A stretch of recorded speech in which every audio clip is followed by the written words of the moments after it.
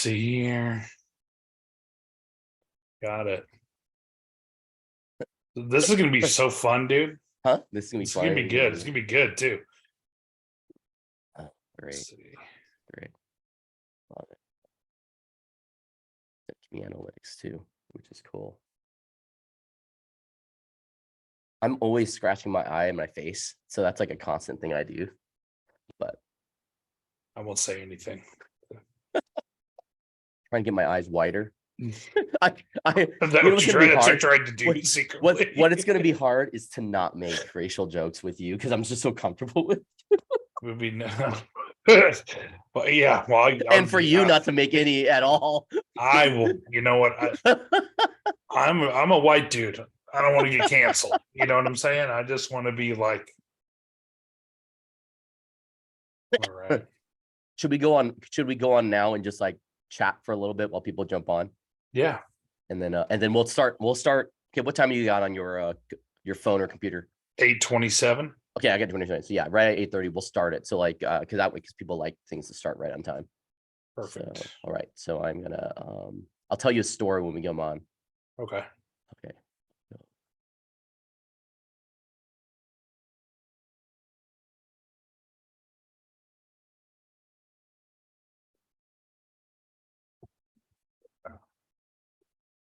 All right. Jumping on a little early for make sure this works for everybody. And yeah, we're live. We're definitely on. We are live right now, Michael. We're live. We're live. We are in real life, not pre-recorded. We're doing this just to make sure it all works, but also we can chat a little bit. Hi, sir.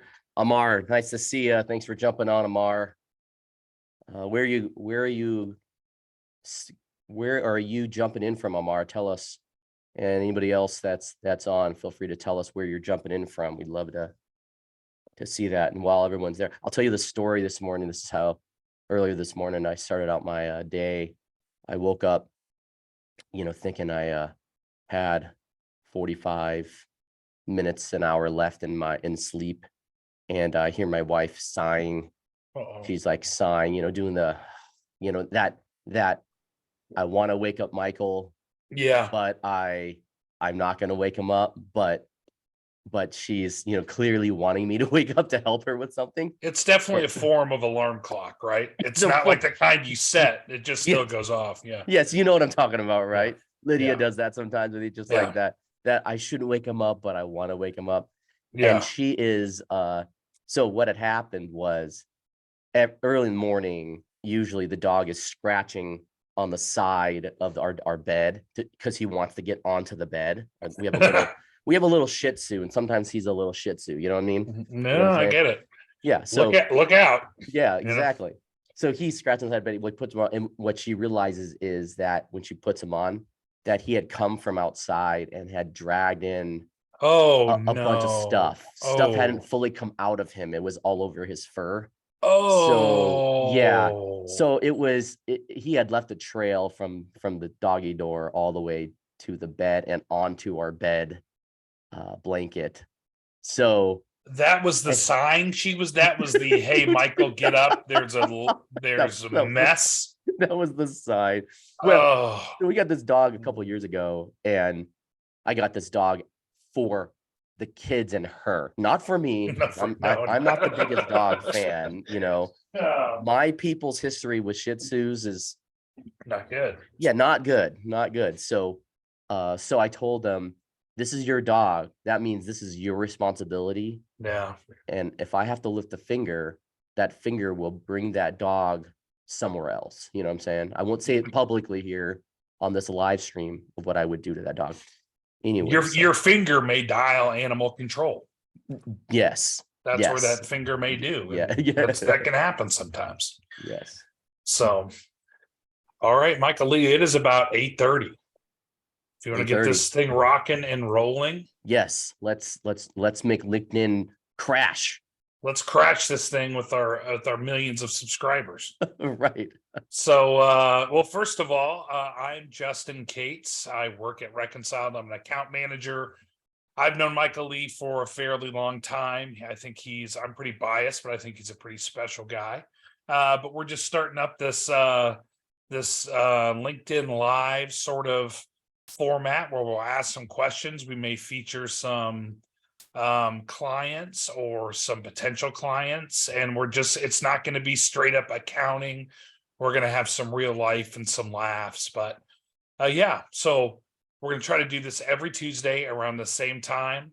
We'll talk. I mean, these are just the infancy stages, but eventually we'll probably try to get it in a podcast form and, have some fun and get this out to the millions and millions of people who've been clamoring for it for years. Years. They've been waiting.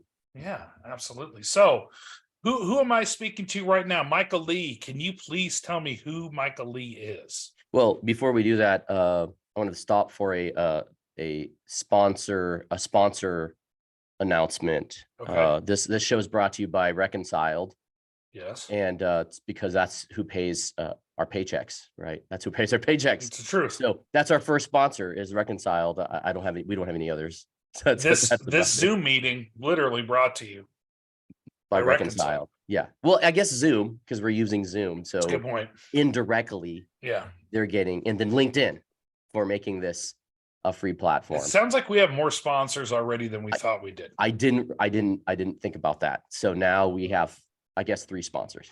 So I'm Michael, and yeah, I've known Justin for a long time. We met in high school, early days when I was I was going to say a young, small lad, but I'm still small. But I met you, and we pretty much looked the same, right? We give a stake. People always will call me Michael. Yes, exactly. I mean, we look the same as our teenage selves. That's what I meant. Oh, okay. Yeah. Yeah. Basically. Yeah. Yeah. So yeah, and I was born and raised here I was born and raised in Tempe, Arizona. And a big part of my story is my parents came over in the early 80s from Cambodia. They were refugees. And so it's a big part of my story. I almost every time when people ask me where I'm from, I usually tell them I'm from Tempe, Arizona. But my parents, where they're from, is the reason I got here is because they survived 4 years of the Cambodian genocide and then came over and by God's grace in 1981. So yeah, I'm Michael, and I am the fortune of being the co-founder, CEO of Reconciled, reconciled.com, if you want to check it out and learn more. Yeah, absolutely. And I think it's important, the Cambodian stuff, just because everyone here, I mean, we're in a serious melting pot. And I think your story is unique, especially to be, to be the son of refugees and, not the sort of refugee where it's like, hey, it might be a good idea if we get out of here, but the kind of refugee that is, if we want to live, we got to get out of here. Right. So Michael's mom sewed patches on my Letterman's jacket. I was an early customer. She did alterations, right? She was very skilled. Did you balance? She still does alterations. To this day, she does alterations. Yeah. That does not surprise me. And did you balance her books? I at the young age of 11 or 12, I had to go to the bank with her regularly and help her with her checkbook because she didn't know English as I was growing up. So she didn't also know how to engage with the bank tellers that well. So of course she brings her, 10-year-old, 11-year-old son to do it. So somehow she thought your English was money, probably. Yeah, so you were all good. Yeah, it was good. So, well, that's awesome. That's an important part. I mean, I'm really glad you shared that. I know there's a lot more to it. Maybe we'll dive into it like later, but that's definitely something. If you get the privilege to meet Michael one-on-one, that's definitely something to dig in deep. He has a really cool story. So we talked a little bit about where you're from. So what, like right now today, you sit in the Reconciled office in Tempe, Arizona. Tell us what brought you from being an 11-year-old at Valley National Bank, translating from your mom to being the CEO or the president of Reconciled. Tell us how that works. We just give a free plug for Valley National. I don't even know if that's a real bank. I don't think it is. It used to be. It's not. I think it's Chase now. So yeah, there you go. So yeah, I grew up here in Tempe, and then I went to Arizona State University for college. Go Devils. studied business accounting. And actually my brother-in-law, Stu Wilbur's on. Hey, Stu. He was dating my sister when I was 12 and they were in high school. He was dating my sister and he's married. He's my brother-in-law. He's married my sister now, but he actually introduced me to accounting. He was studying accounting in college and in high school, had an accounting job. And That sounds awfully familiar. Yeah, exactly. Yeah. So I've kind of honestly, if I hadn't met him, I was probably on the route to becoming an engineer or a doctor or whatever it is that would make my mom proud. Or, that's just the typical, a lot of very similar Asian child, first generation American story is to make your parents proud. And so that's what I thought the route was. But me and my brother-in-law and my now brother-in-law, and exposing me to kind of the world of business and accounting really, really gave me an introduction into a different world that my parents didn't talk to me about, or nobody around me talked to me about. I didn't know any accountants at all except for him. So he's my first one and probably one of the biggest influences in my life, whether he knows that or not. But he knows it now. Yeah, he knows it now for sure. So shout out to Stu Wilbur, my brother-in-law Stu. So, well, tell me. So just a quick question now, as far as, because I had another question on my outline. If you weren't doing this, what else would you do? Was there something? I know that you were pretty young when you were introduced to Stu and you learned about accounting. Was there anything else that sort of piqued your interest as a kid, like sciences or anything like that? Well, I did teach myself when I was 9 or 10 when we got our first computer, which we weren't very wealthy. We were really, really poor. So when we could put up money to get our first computer, I taught myself DOS and then Windows 3.0, 3.1 when that first came out, and the Oregon Trail on Mac. But so I taught myself, and I also taught myself how to do databases. So when Stu met me, he asked my sister, hey, does he know how to use a computer? We need people to enter information into a database. And so I actually went in the summers, and then sometimes after school, I'm in like elementary school, then middle school, I would go to his office and actually work the database and enter data information at this nonprofit that he worked at. So, thanks to Stu, I got introduced to child labor. That was just like great. Yeah, you thought you were getting away from that, and then it follows you, Mike. It follows you. Yeah. My mom thought leaving Cambodia would prevent me from going to child labor, but then Stu over my brother-in-law. I know she's thinking, who's my daughter dating? That she exactly. was like taking my 12-year-old son into an office. Yeah, exactly. So I loved computers. I loved computers, and I loved databases and teaching myself computers and the early internet. So I thought maybe I'd be working on computers or working on databases or programs, something like that. That was, a thought. So I was definitely interested in that for sure. And then if not, I would, go into engineering or be a doctor or something like that. Not an accountant. Yeah. How about that? Yeah. Well, maybe a doctor. Yeah, still maybe. on the table. Who knows? Yeah. So tell me about Reconciled. Like, how did Reconciled start? When did you sort of get a wild hair about starting an accounting business? Yeah. So my wife is from Burlington, Vermont, my beautiful wife, Shannon. And we moved to Burlington, Vermont in 2011, near the end of 2011. We were living in Seattle, and we had one child. Had been a few years into raising him. We wanted to be near some family. I didn't want to come back to Arizona, and so we moved to Burlington, Vermont. And I had never lived in Vermont. Of course, I'd just been exposed to it because of my wife Shannon. And so when I got here to Vermont, like I started meeting with small business owners and startup founders, and started offering my services as a consultant, as a accounting consultant, a CFO. And as I went into these businesses, one common thread throughout my time there, the first few months, is the books were a mess, right? Usually the business owner, and you've been a business owner, you get it. Yeah. Like, it's the last thing you want to think about is putting your books together. You have a product or service you're trying to sell, and you don't go into business because you want to sell, you want to do accounting, right? There's no money in it. Yeah. I mean, it doesn't make you any money to balance your books. In fact, Yeah.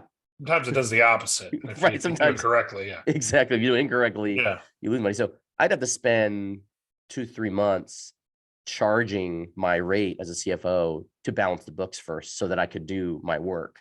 And eventually I realized, wow, this wasn't really valuable time for me to be spending and not great value for the business owner. But if I could solve that problem and solve it consistently, then this is probably a common problem that business owners across the country face. So I launched Reconciled as an experiment in August of 2015. And then as it started taking off, and I hired a bookkeeper right away. And as it started taking off, I then launched reconciled.com or Reconciled as its own business in January 16. So Okay. that's really the story of Reconciled. And just So like beginning 3 or 4 months later, you were like sort of go time. rocking and rolling. Yeah. Okay. It's go time. And by that time I had 2 team members already working for me, two employees working for me. And both of them, with some experience in bookkeeping, and one of them I had literally trained myself on our church's books. The church that we were attending, I was the bookkeeper for them, like handling the books, and I literally trained him on those books and said, okay, we're going to serve businesses now. There you go. We're off and rolling, right? Yeah. Off and rolling. Yeah. So that's the story of Reconcile. That's how it started. And that's 7.5 years ago, which is wild to think about. That is super crazy. And I'll tell you, Michael, from the time we were in high school, Michael was like, he had like connections to hotels. Like right after we graduated, it was like, how are we going to get a hotel? It's like, I have someone who works at a hotel. That like Michael's always been very good at networking and very sort of advanced for his age. But to Michael's credit, he also, like, for being the boy wonder, he was super social. He was one of like our funnest. I know it's not a word. He was one of our funnest friends. We had the most fun with Michael. We used to have dance parties at his house where Michael would get into his laptop and hacky a little bit of some visual effects while we dance. I mean, guys, I'm not kidding when I say this. He had lights. Little TMI, lights, colored lights. I'm just saying it was a fun time. We had a good time. So here we are. So we're at Reconciled. You're sort of rocking and rolling. So, and that brings us to sort of now. And where is Reconciled at right now? So Reconciled's a national firm in small. We serve small, hundreds and hundreds of small business owners across the country, if not thousands, and have impacted definitely thousands of small business owners across the country, hopefully mostly in good ways, not in negative ways. Since founding Reconciled, I have had the privilege of working with lots and lots, dozens of accounting professionals that have crossed Reconciled's paths and come work for us either as a full-time employee or as a contractor. And if you split up our revenue as a business, we are 70%, core accounting, bookkeeping services, 20% advisory services, advisory meaning, CFO services or anything above transactional services, and then 10% small business tax services and individual tax services. So that makes up our team. And we have team members all across the US, I think in about a dozen states.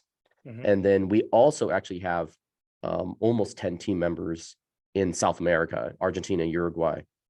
So in the US, we have close to 40 team members, and if actually close to 50 if you count our contractors as well. So close to 40 full-time employees with part-time employees, and then also if you add all the part-time contractors that work with us as advisors or tax professionals or bookkeepers, then we're close to 50 people plus our nearshore employees. So I'm down in Argentina and Uruguay. So we call them nearshore, but really we treat them like employees. They're part of the team. They're no different. They interact with clients. They're not doing, they're doing the same level of work as anybody in the US is. It's not lower level or any different. So we treat them as team members, and they're wonderful. I've learned a ton about the South American cultures of the people that have worked for, especially from Argentina. And they won the World Cup, which is also a great win for them as well. We heard all about it over and over and over again, And we still do. We'll still Yeah, I continue to know. hear about. And Yeah, it's hard being an American soccer fan. 'Cause you're like, well, I don't, well, probably never will happen, but I guess we'll have to, like, could you maybe next time we do near shore, we can do like maybe more commensurate soccer team. So we like have like Canada. more, yeah, maybe that'll work. Yeah, that's really funny. So yeah, so you've sort of built this thing, it's cruising along right now. So would you consider like Reconciled a cloud accounting firm? Yeah, reconciled is there's different terms for it. A traditional term is client accounting services. That's a very Hmm. traditional term that accounting firms use. I like calling it cloud accounting service or an online accounting firm. For people who I think the word cloud is like an old term now. Like Yeah. going to the cloud. What does that mean? Are we hanging out with angels or something like that, or Yeah. birds? Yeah, what's up Birds up there. there? Yeah, Yeah. what's up there? We're an online accounting firm, so we are trying to be a pure play online accounting firms, meaning we don't serve clients inside physical offices. That's not our primary or even our goal is to serve clients in a central primary office or a central location. If you interact with most accounting firms, they are really serving a community around them. Hmm. So that could be, Tempe, Arizona, Tallahassee, Florida, Chattanooga, Tennessee, Burlington, Vermont, Montana, Bozeman, Montana. Those accounting firms generally tend to serve the metro they're in versus us. We're trying to serve small business owners nationwide Yeah. and really small business owners that want to consider no longer having to worry about having an in-house accounting department, but really outsourcing that. And we become that. And so we've become that for hundreds of our customers, where we're the accounting department for our customers from soup Yeah. to nuts. So that's really where Reconciled's positioned.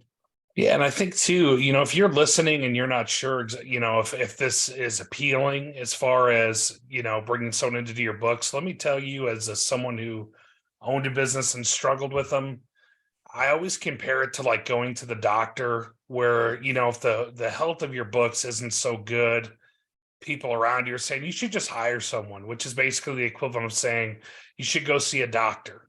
Okay. You go to the doctor is professional. The doctor doesn't say, dude, your books are a mess.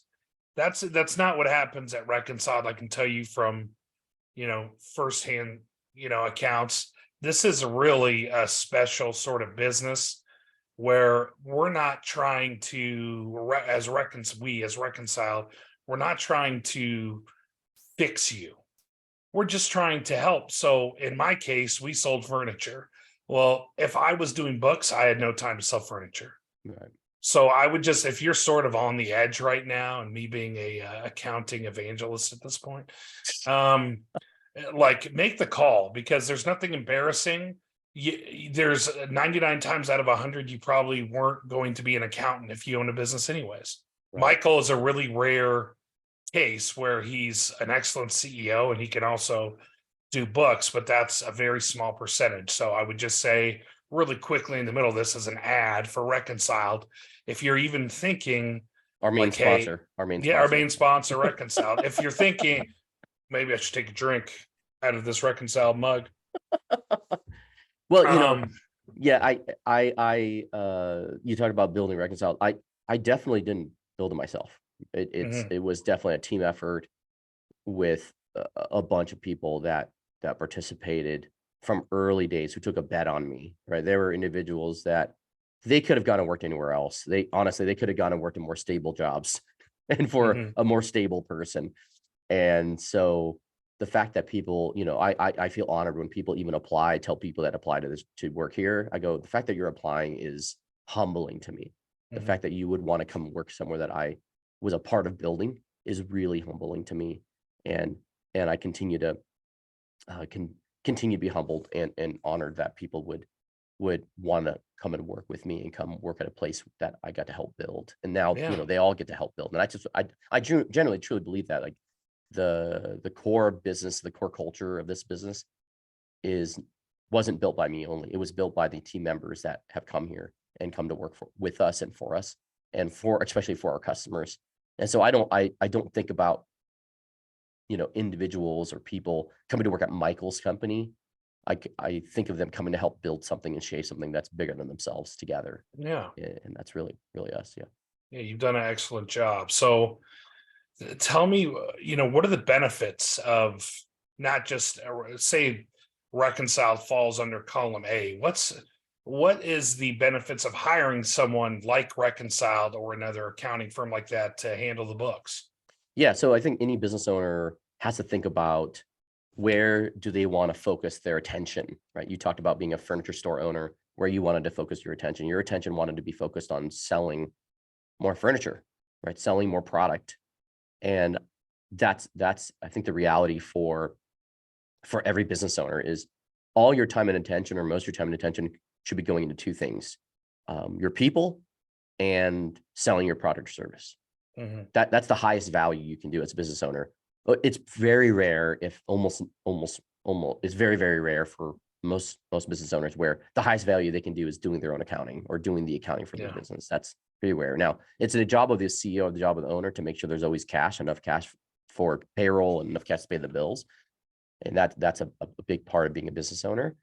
But the biggest value for you as a business owner is you're going to be the biggest ambassador, cheerleader for your own business, and your customers are going to know that and see that and then appreciate that, and they're going to want to buy from you. And so that is an important aspect to being a business owner, is to make sure that you focus on selling your product or service and being the biggest ambassador.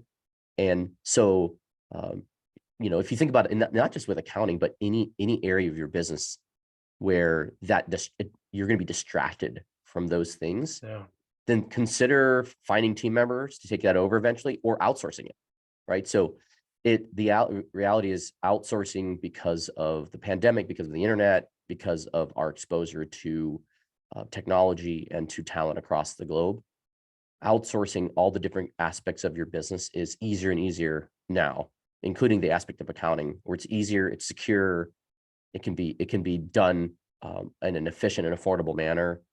And so, regardless if we existed, there's opportunities to consider your business and to think through all the different services that you could be outsourcing or partnering with somebody else to handle, so that you as a business owner are freed up to sell and focus on your product or service, or your people.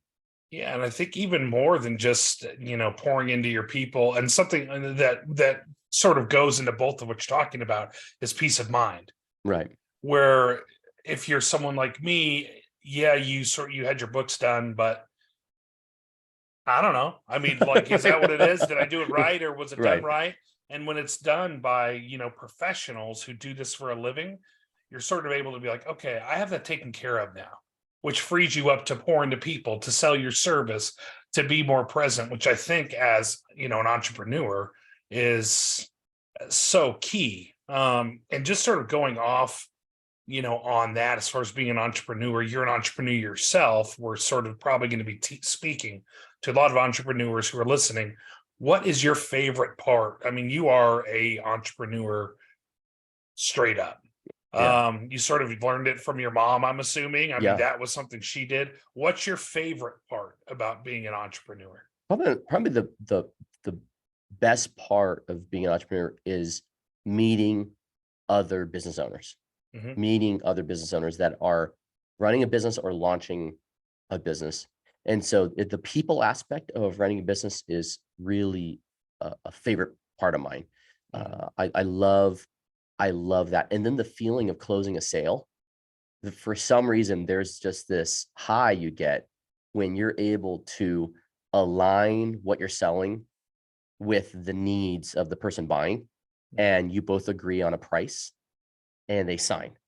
That feeling doesn't last forever, right? That you want to move on to the next one, but it's a great feeling. And until I started Reconciled, I never thought of myself as a salesperson, and that I wrongly didn't think of myself that way. In some ways, we're all selling something. Always, right? Whether it's not now, I might have not been doing it well, or most of us don't do it well, but we're always selling something. And I never imagined that I would enjoy the process of selling so much. So I do enjoy meeting people. I do love hearing their stories and hearing their entrepreneurship stories and their business stories, and helping them through that process. But more importantly, I love that closing process of getting the deal done. and knowing, okay, wow, we came to alignment of value and came to agreement on what a customer needs and what we can provide. That was definitely huge. And then I think having fun, just in general, I love having fun. I wouldn't be doing this if I wasn't having fun. That would really be terrible. So Yeah. I know we touched on this a little bit earlier, but you just touched on the sales aspect, yeah. which makes me believe, I mean, I know you could have been a doctor or whatever, but I mean, what about sales? I mean, I know, I mean, is that something, I mean, is that like, say everything, we have to start over, not reconciled necessarily, but just if someone says, hey, listen, you got to start over with the skills you're given now.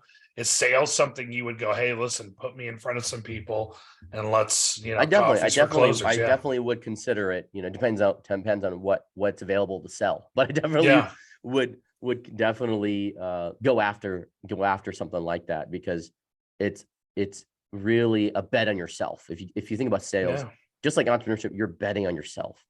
You're saying, I have the ability to convince somebody or show through value that this is something that they need and aligns with their need or their want and their value. So and I think and I think too, I sort of see this as insurance, like in the sense that it's not selling insurance, but you sort of have to have car insurance, right? Right. Well, you really sort of need someone to do your books, and whether you're doing it, you can self-insure if you want, as far as driving, but it's probably better to have someone else do it for you. And I think too, this job that I'm doing right now, which involves sales, is, when you're selling something like this, that matters and that can free up time and let them, I mean, this is truly a product where you can make more money purchasing. Yeah. You'll have more money, or you'll have more time to make more money. And just, brain freedom, I call it, where you're not, what am I doing with the books? What does this look like? So I agree. I think that's really cool. You're very good at sales. You're very good at a lot of things. I want to sort of, now we've talked a little bit about accounting. I want to get sort of into the woods here with Michael Lee. Let's talk about what things that make you tick. Like, first of all, the first thing, everyone who works here, probably, if you know Michael, he's a Taco Bell like fiend. That's like his go-to. I don't know what drove him to that. I know there was probably a Taco Bell right near his house, because I know where he lived. There's one near there. First, tell me where your love from Taco Bell came from, and maybe we can sort of parlay this into a sponsorship. There you go. There you go. If you're listening, Taco Bell, if you're watching, big fan of the menu. Taco Bell, my love for Taco Bell started in high school. If you remember, and it probably tells you that Taco Bell really doesn't serve real food, but that oh, nice, Joe. Now we're really going to get that sponsorship. Yeah, Taco Bell, Michael. Jeez. You remember the menu when it was like 59, 69, 79 cents? It was so cheap. 59, 79, 99. Yeah. Yeah. So, and by the way, that encompassed like almost all of their menu. The whole menu. Like there was like, you could get like a Mexican pizza for 99 cents. And sometimes it would be like, dare I splurge a little bit and get something off the 99-cent menu? Yeah, or even the 79-cent. Yeah, exactly. Because my parents would be like, listen, you can get 2 59-cents or 1 79-cent. What are you going to do? Okay. Exactly. You can't have one from each. Exactly. Yeah. And so we had a Taco Bell right across the street from my high school. And so my friend from high school, Ben, and I would go to Taco Bell regularly because we could get a cheap meal. All right. And so that's, now if somebody sold you a menu and told you that there's a menu for 59 cents, I don't think anybody would go. That'd be terrifying. Like, well, what is it? What's going on there? What is it? Yeah. Are they just serving one Sour Patch Kid? Here you go. Yeah, exactly. And a little clear cup of water. Yeah, exactly. Here's your lunch palate, for the day. Yeah. There's caloric intake here. Okay, so Michael Lee in high school goes with Ben to Taco Bell. What's your go-to order? It's still the same go-to order today. 2 bean burritos. Okay. And a tostada, if the Taco Bell will serve me one, because that's not on the menu anymore. Why don't they still have that thing? They don't have that like now. They do have a Mexican pizza, and so the workers in the know how to make a tostada. but it's not on the menu anymore. Experience counts, right? Experience counts. And so sometimes I'll have to tell them what goes into the tostada. This is what you do. Oh, you're that guy. You can sell me one. Trust me. Let me tell you how to make it. So now, have you ever gotten your burritos grilled there? I have never done a grilled burrito at Taco Bell. I suggested that to you like months ago. You haven't done it. No, a little bit. Have you been to Taco Bell since I recommended you do that? I think I've been once to a Taco Bell since we talked. Yeah. Now you have young children. Have they developed your love? No. What about your wife? They think it's the grossest. No, she is not like Taco Bell. Neither. None of them. So yeah. I love Taco Bell. Yeah. I mean, I know it's not great for you, but it's like, we have to go sometime. We'll charge it to Reconciled. There you go. That's a weird thing, and I feel like our kids have like everything is so vast. All their choices now are so vast. Like when we were kids, it was like, especially if you wanted to spend under $1 or $2, you sort of have one option. You could eat at school, or you could eat at Taco Bell. Because like you said, you can get, because the burritos were 59 cents. Right. That's what my parents could afford. They could afford me going to Taco Bell. So it's good enough. Do you specialize anything? You get no onions? Like, do you get onion? Oh, now I do add the onions. Okay. Put light on the cheese, add jalapenos, add lettuce. So then, it spices up that bean burrito. It's something different now. Right. It's a great thing about Mexican food, right? It's like all sort of the same things, but and people like criticize it for that, but really, if you mix them up, it's something totally different. So what you gonna do? What you gonna do? All right. So here's the next one. This is the next super controversial topic. I've been over this with you. So Apple versus Android, the answer may surprise people since you taught yourself to code at the age of 7 or whatever it was. Yeah. So if you have an Apple, a computer, or Apple, Android phones, or Windows. Well, Mac, Android phone, because you got to have the blue bubble for sure. Yeah. Sorry, Apple phone, not Android phone. Did I say Android phone? Apple phone, blue bubble, Apple phone. I am in text threads where we don't allow anybody into the text thread if they have an Android phone. They have to have an Apple phone. I'm sorry, you're not going to be in the text thread. That's how you get canceled. This is going to be the next thing where you can't do that anymore. Exactly. You're like, you have an Android phone? We're going to cancel you online. Yeah, I know. And it's funny. Everyone from Android users will say, "Oh, Apple people are." If you're watching right now, leave a comment what you are. But people are doing that. People are doing that right now. Most people who are Apple users are like, yeah, we're just Apple users. And then some people who are Android users hate Apple users. I know. And you're like, hey, I'm sorry. It's just a phone. I'm not doing anything here. Let's just. It doesn't affect my voting decisions. And it's a weird thing. Like people think both sides, like, well, Apple's a cult. And then people are like, well, Android's sort of a cult. It's like, well, we're sort of made to choose between two systems. Yeah. So that's what happens. We got a two-party system with our cell phones and a two-party system with their politics. I guess that's just how it goes. So no, I don't, and I refuse to use an Apple computer. I don't have an Apple computer because I learned on PC. I learned on PC growing up. I taught myself. I opened up computers. I put them together myself, and I don't know many people. I don't know many Apple computer people who can do that, customize their own Apple and put it together, take it apart, fix it. And I hear using Apple computers is much better and they're more reliable, all that stuff. But I for some reason I can't justify paying the premium for an Apple computer. It is so much more. Yeah, it is so much more. I will on the phone, and I don't think they last any longer than a PC, honestly. So I'm all PC computer all the way, Apple phone and iPad all the way. I don't like the Samsung products.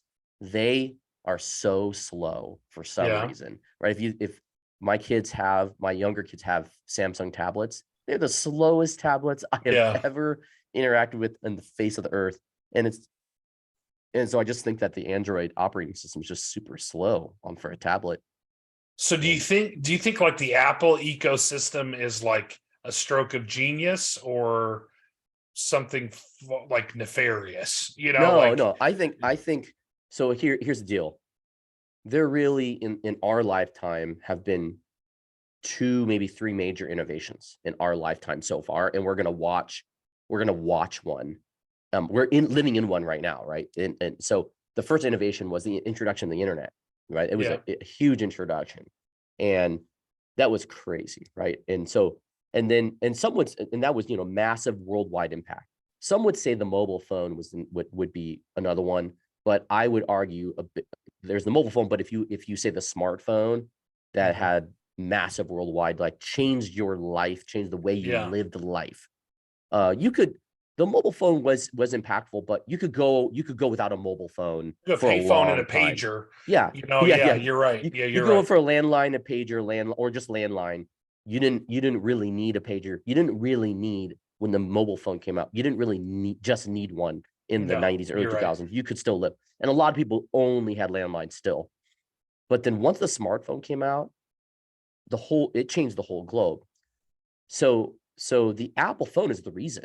I mean, that is the reason. When the iPhone came out, it changed the game, and the whole ecosystem changed the game.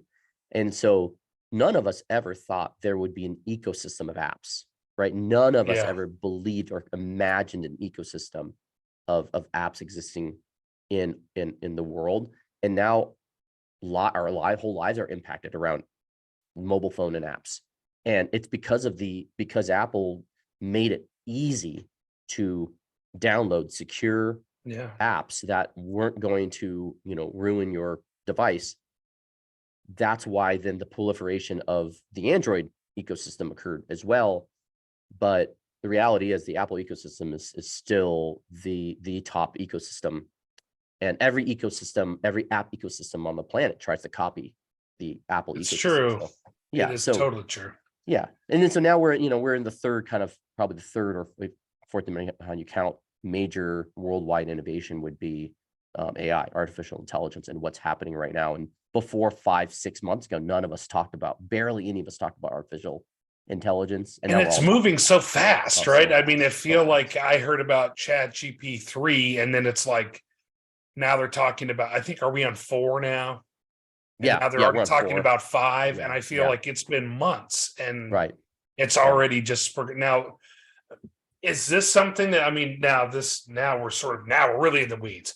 So as far as AI, we want to leverage that for business. We want to do that, but like, is this something that we're going to have a Terminator 2 scenario? Are we going to have John Connor, coming back? What's going on?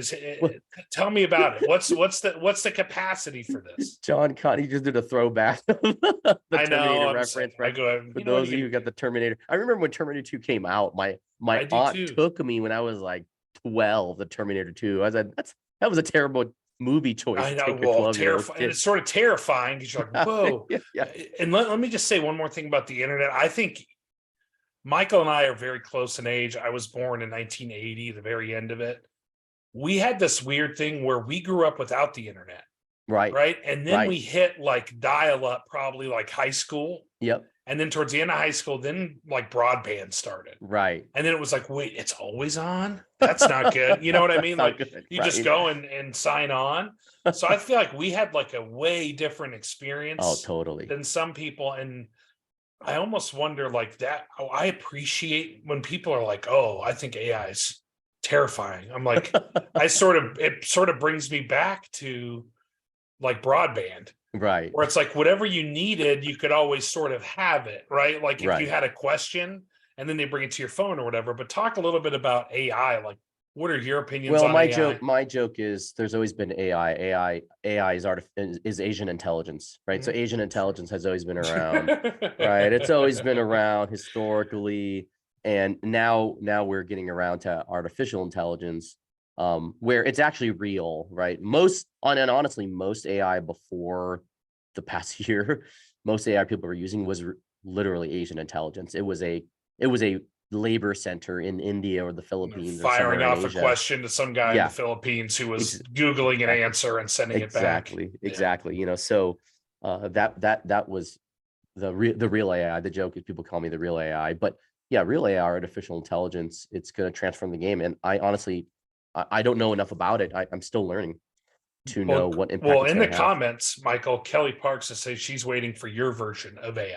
Yeah, exactly. My version. We already have we'll it. See. It's called Reconciled. Yeah, you tell them Reconciled. Right? Yeah, exactly. Come experience it. Yeah. My So brother-in-law is asking if we're both AI right now. We could be. You don't know. I don't even know how to answer that because I'm not allowed to. Yeah, exactly. What does that tell you? What does that tell I'm gonna leave that open-ended because it's not your business. Okay. That's how I identify as AI. That's just sort of what it is. Yeah, that's such a wild thing. Now I know that you had sort of talked a little bit, to Reconciled. Like, so did AI try to take or try to file someone's taxes, or tell us a little bit about that? Well, ChatGPT, I think ChatGPT did an example where they had it do a tax return filing, and it was like 90% accurate or something like that, 80%, 90% accurate. So that was an example. When they released 3.5 or 4, they actually took it. San Altman actually took it through a tax return, a basic tax return, and it got it done. So that's pretty wild to think about. It is wild, but I've actually had meetings with clients where they've asked about AI. They're concerned. Right now, I mean, maybe I'm wrong. I don't want to out anybody. I don't think we're using AI to balance anyone's books. No. Or anything like that. We're actual people. I guess I just gave us up. We're not AI. We are actual people. We do actually. No, Argentinian intelligence. Oh, that's a whole different AI. Yeah. They're better at soccer. Just sort of is what it is. So, well, yeah. So I know we sort of had some fun there, but let me just ask you a few more questions about Reconcile before we get wrapped up. Tell me why, why choose Reconciled over all the other options out there? What do you think sets Reconciled apart from everybody else? That's a great question. So in some ways, Reconciled is in a commodity business, right? We're in a commodity business. You can get accounting services from a lot of places in the world, right? Anywhere from your local CPA firm, your neighbor who does accounting for a couple of businesses in their neighborhood or their community, or you can do it offshore online, right? So there's a lot of options. The Reconciled has a lot of competition online. We're not the only game in town or game online. At the end of the day, the only thing that I can speak to is the experience that you're going to have, and the experience where we curate for you as a customer, as a small business owner. And that's really the only thing that will differentiate us. And so at the end of the day, when you think about any commodity service, if you think about airlines, going to a restaurant, when you go to a restaurant, when you go to any food place and you're going to sit down and eat, it's not good enough that they say, well, our food is edible, right? Like that's table stakes. That's a standard you have to have. What do you remember when you go to a restaurant? Well, yeah, you remember the quality of the food, but you remember the whole experience. You remember, I use this example all the time with people is, you remember how driving in, how easy was it to park or find a parking spot? Walking up to the front, did it look clean and nice in the front? Walking in, did somebody greet you? How long did you wait before you were asked how many people to be seated, right? Or how many people are here? How long did you have to wait for a table? Did they make that experience good? Or is it crammed in the lobby waiting? Yeah. Is there a line of people waiting outside, right? So it gives you a signal of, oh, I don't want to wait, or wow, this must be amazing. There's a lot of people here. It's funny how that means two different things for two different people, right? Exactly. Like, hey, I'm not waiting, or okay, we're at the right spot. Exactly. Right? And it's a different kind of customer, different kind of need. And then you sit down and how long do you wait to get water in the menu? Right. And so for me, a big part of my experience is, how long does it take for a waiter or somebody to come by and get us water? That's a big part, and acknowledge that we're here. If it goes much longer than a few minutes, I literally will tell my family, hey, let's get up and leave. You're a thirsty man. Yeah, I'm a thirsty man, but also it tells me whether they're understaffed, or if this person that's going to serve us notices that we're even here. Yeah, do they care? Yeah. Are they going to take care of our needs? And I'm going to spend extra money of not cooking at home to take my family out or myself out, and I'm going to eat here, right? Yeah, and you've sort of made a decision to go somewhere else, right? Yes. So you're like, I could have gone to a known commodity where I knew this would be different, but now, so I get it. Yeah, keep going. Sorry. Right. So I could have gone. You could have gone to Taco Bell, as you talked about earlier. Right. I could have gone $59.79.99. Yeah. Exactly. So same thing with Reconciled is, what is the experience that we're curating for our customer? What do they experience from the get-go when they first get outreach from us, when they first learn about us, either from our website or through an email from us or a social media outreach? What does that experience look like? And then what is it like to sign up, right? What is it like to go through the sales process and then sign up? And then what happens after sign up? Do they feel like they're ghosted from us? Yeah. Or do they get an immediate follow-up and they're guided through an experience? And so I believe that you really only have, from that moment, you don't have that long to mark the experience. And if they have a great experience within those first few days or weeks versus, I didn't hear from you. You charged my card, I didn't hear from you. I didn't hear from anybody. You paid at that point, right? I've paid an onboarding fee, or I've paid my first month, and what do we do next? I don't know what to do. I'm confused. That's where we've always lost, is when that experience is not extraordinary, when that experience is bad or underwhelming. What we always want is when that experience is great, when that experience is unique, when that first initial 30, 60 days stands out. And so doing the accounting, that's table stakes. Of course, they assume we can do the accounting. That's what we're selling. Being kind to people, that's table stakes, right? Being professional, that's table stakes. Being secure and trusted with our customers' data, that's table stakes.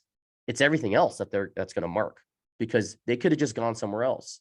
They could have just gone somewhere. So that's what I think about when is the Reconciled experience is really the only thing of unique value that we can offer right now, until we introduce AI. So we'll see. It's true. And I think you're right. It's like when you sit down at that restaurant, when you told me that the first time, I was like, wow, that's crazy. But it really is sort of, you're voting with your dollars, right? I mean, not politically, but like, well, where am I going to spend this money, and where's it going to go, and how am I going to be treated for that? And I think if you look at that experience as a pie, and like, just to your point, if maybe your waters come out right away, but maybe your experience, the ambiance, everything was great, and the food was average or pretty good, you're probably still going to go back. Yes. And not that Reconciled is average, but the point being that we really want to strive for these other things. Right. Because we know, hey, listen, if we do make a mistake, we'll be able to get you back because we've sort of hit the mark on other things. Right. So, I really like to pick your brain about this stuff. I've known you for a long time, but you're like you're really good at drawing things together. And I think that's a really important thing. If you're a business owner, what Michael just said, that like he told me that probably 6 months ago. It's rattled in my head about going to a restaurant. Like, strive to do like the customer service things right. Try, the stuff you're supposed to do, you're probably going to be good at that anyways, or you wouldn't be here. Right. The other stuff is what's important, Well, and at the end of the day, you could be perfect at your accounting, like literally perfect to the T. But if you don't respond to emails and phone calls, if you're mean or rude, if you don't take the book security seriously or the financial seriously of your customers are going to leave. They don't care if you're perfect to the accounting. That's not what they're signing up for. Most people wouldn't even know if you're perfect. I don't even know if you're perfect to the accounting, right? I'm an accountant. Most people wouldn't know that. But they would know when I haven't heard from you, or they would know the experience of not feeling cared for. And so the same thing with the restaurant is, on some level, my palate has a certain limit of whether the food is amazing, perfectly cooked or not. I don't know. Is it edible? Does it not make me sick? And does it taste at least average or above average? Okay, great. And then I'm going to pay premium if I want to go to a super, super, high-end Michelin star restaurant. But the customer experience is what's going to make or break whether I return. That's at the end of the day, that's really, really important.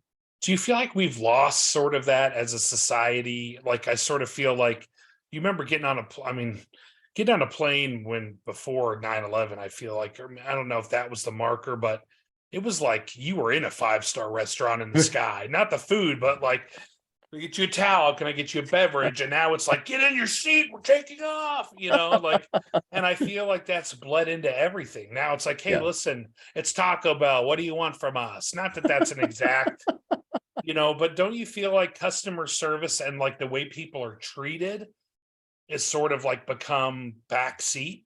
Yes. Yeah. It definitely, it's definitely on many ways become a backseat, and it's hard to do it at scale. It really Yeah. is hard to do it at scale.